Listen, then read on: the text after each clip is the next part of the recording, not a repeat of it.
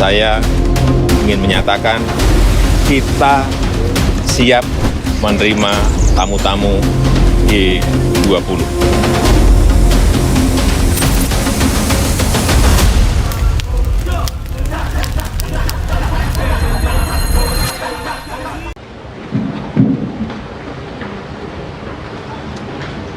Yang mulia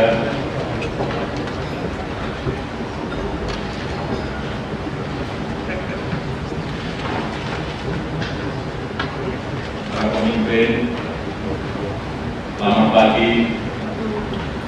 Dan ini saya nyatakan KTT G20 dibuka.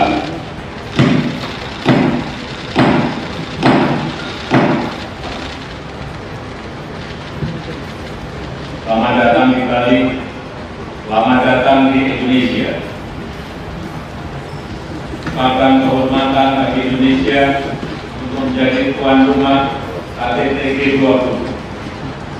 Saya paham perlu upaya yang luar biasa agar kita dapat duduk bersama di ruangan ini.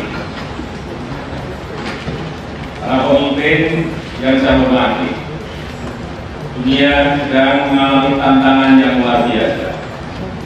Krisis demi krisis terjadi. Pandemi COVID-19 belum usai. Rivalitas terus menajam. Perang terjadi. Dan dampak berbagai krisis tersebut terhadap ketahanan pangan, energi, dan keuangan sangat dirasakan dunia, terutama negara berkembang. Masalah pupuk jangan disepelekan. Jika kita tidak segera mengambil langkah agar ketersediaan pupuk mencukupi dan harga yang terjangkau, maka 2023 akan menjadi tahun yang lebih suram. Tinggi saat ini dapat semakin memburuk menjadi krisis tidak adanya pasokan pangan. Langkah pupuk akan menyebabkan gagal panen di berbagai belahan dunia. 48 negara berkembang dengan tingkat kerawanan pangan tertinggi akan menghadapi kondisi yang sangat serius. Selain itu, kita juga melihat tatanan dunia dan hukum internasional juga sedang diuji. Yang mulia, hari ini mata dunia tertuju pada pertemuan kita. Apakah kita akan mencetak keberhasilan atau akan menambah satu lagi angka kegagalan? Buat saya, G20 harus berhasil dan tidak boleh gagal. Sebagai Presiden G20, Indonesia telah berupaya semaksimal mungkin untuk menjembatani perbedaan yang sangat dalam dan sangat lebar. Namun, keberhasilan hanya dapat tercapai jika kita semua tanpa kecuali berkomitmen, kerja keras, menyisihkan perbedaan-perbedaan untuk menghasilkan sesuatu yang konkret, sesuatu yang bermanfaat bagi dunia. Yang mulia, Indonesia memiliki 17.000 pulau, 1.300 suku bangsa, serta lebih dari 700 bahasa daerah. Demokrasi di Indonesia berjalan dari tataran tingkat desa, pemilihan kepala desa, sampai tataran negara, pemilihan presiden, gubernur, bupati, dan wali kota. Sebagai negara demokrasi, Indonesia sangat menyadari pentingnya dialog untuk mempertemukan perbedaan, dan semangat yang sama harus ditunjukkan G20. We have no other option. Paradigm of collaboration is badly needed to save the world. We all have responsibility not only for our people, but also for the people of the world. Being responsible means respecting international laws and principles of the UN Charter consistently. Being responsible means creating win-win, not zero-sum situations. Being responsible here also means that we must end the war. If the war does not end, it will be difficult for the world to move forward. If the war does not end, it will be difficult for us to take responsibility for the future of current generation and future generations. We should not divide the world into parts. We must not allow the world fall into another Cold War. Yang mulia, Indonesia berharap G20 dapat terus menjadi katalis pemulihan ekonomi yang inklusif. Di tengah situasi yang sangat sulit, G20 terus bekerja agar menghasilkan capaian konkret, mempersiapkan dana untuk menghadapi pandemi mendatang melalui Pandemic Fund, membantu ruang fiskal negara berpendapatan rendah melalui Resilience and Sustainability Trust, mendorong percepatan pencapaian SDGs, menghasilkan ratusan kerjasama konkret, serta mendukung pemulihan ekonomi dunia yang lebih maju dan berkelanjutan melalui Bali Compact mengenai transisi energi. Kita tidak hanya bicara, tapi melakukan langkah-langkah nyata. Akhir kata, mari kita perlihatkan kepada dunia bahwa kita dapat bersikap bijak, memikul tanggung jawab, dan menunjukkan jiwa kepemimpinan. Mari kita bekerja dan mari kita bekerja sama untuk dunia. Recover together, recover stronger. Yang mulia, saya nyatakan pertemuan sesi kedua ini dibuka kembali.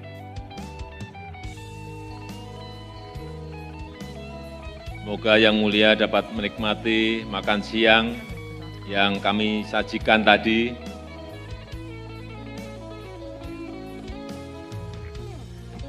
Sekarang kita mulai berdiskusi mengenai isu kesehatan. Saya ingin mengawali dengan sambutan pembuka saya.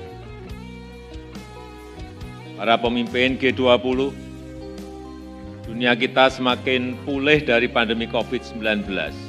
Namun, kita tidak boleh lengah. Darurat kesehatan berikutnya dapat muncul kapan saja. Kali ini dunia harus lebih siap. Kesiapsiagaan kita akan menyelamatkan nyawa dan perekonomian kita. G20 harus mengambil langkah-langkah nyata dan segera. Pertama, arsitektur kesehatan global harus diperkuat. Kita perlu WHO yang lebih kuat dan bertaring. Solidaritas dan keadilan harus menjadi ruh arsitektur kesehatan global. G20 telah berhasil membentuk Pandemic Fund. Ini harus diikuti dengan penambahan kontribusi pendanaan agar berfungsi secara optimal. Saya mengajak semua pihak berkontribusi. Indonesia telah memberikan komitmen 50 juta dolar. G20 juga harus ikut mengawal proses pembentukan traktat pandemi. Ini penting untuk memperkuat kesiapsiagaan di tingkat nasional, kawasan, dan global. Kedua, negara berkembang harus diberdayakan sebagai bagian dari solusi. Kesenjangan kapasitas kesehatan tidak dapat dibiarkan. Negara berkembang perlu kemitraan yang memberdayakan. Negara berkembang harus menjadi bagian rantai pasok kesehatan global, termasuk pusat manufaktur dan riset. Ini hanya bisa terjadi jika investasi industri kesehatan ditingkatkan, kerjasama riset dan transfer teknologi diperkuat, dan akses bahan baku produksi untuk negara berkembang diperluas. Selain itu, TRIPS waiver harus diperluas pada semua solusi kesehatan, termasuk diagnostik dan terapeutik. WHO juga harus merealisasikan komitmennya terkait hubs dan spokes solusi kesehatan. Yang mulia, dunia tidak boleh mengulang kesalahan saat pandemi COVID-19. Ini adalah pelajaran berharga untuk menyiapkan dunia dari darurat kesehatan global. Never again harus menjadi mantra kita bersama. Saya menantikan pandangan dan kontribusi yang mulia bagi penguatan arsitektur kesehatan dunia. Demikian pengantar dari saya. Terima kasih. Yang mulia, selanjutnya kita akan mulai dengan diskusi tertutup. Oleh karena itu, dengan hormat, saya mohon awak media untuk meninggalkan ruangan pertemuan. Terima kasih.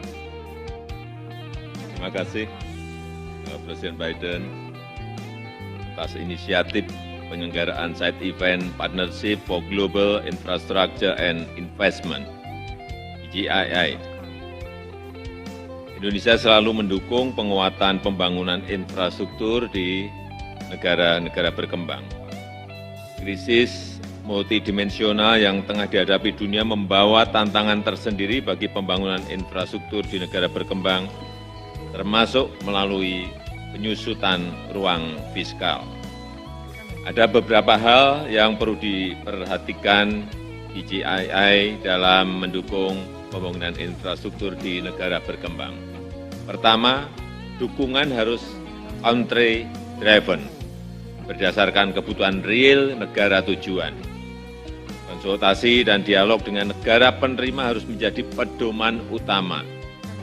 Pembangunan infrastruktur perlu memberdayakan masyarakat dan ekonomi setempat agar memiliki rasa kepemilikan yang tinggi, disertai dukungan bagi negara berkembang untuk membangun kapasitas dan kemampuan mandiri. Dengan demikian, negara berkembang dapat lebih tangguh menghadapi tantangan global di masa mendatang. Sebagai contoh, Indonesia tengah mendorong pemerataan pembangunan melalui pemindahan ibu kota ke Nusantara. Ini akan membuka peluang investasi sebesar 20,8 miliar dolar di berbagai sektor infrastruktur. Kedua, upaya kita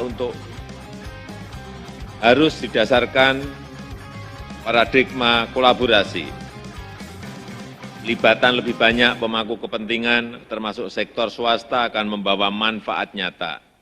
Saya percaya inisiatif seperti PGII akan semakin bermanfaat jika melibatkan sebanyak-banyaknya negara di dunia. Ketiga, PGII harus menghasilkan dukungan pembangunan berkelanjutan, termasuk lewat pembangunan hijau dan transisi energi. Negara berkembang paling rentan terhadap tantangan pembangunan berkelanjutan dan perubahan iklim. Presidensi G20 Indonesia telah mendorong kerjasama nyata di bidang sustainable infrastructure dan pendanaan pembangunan.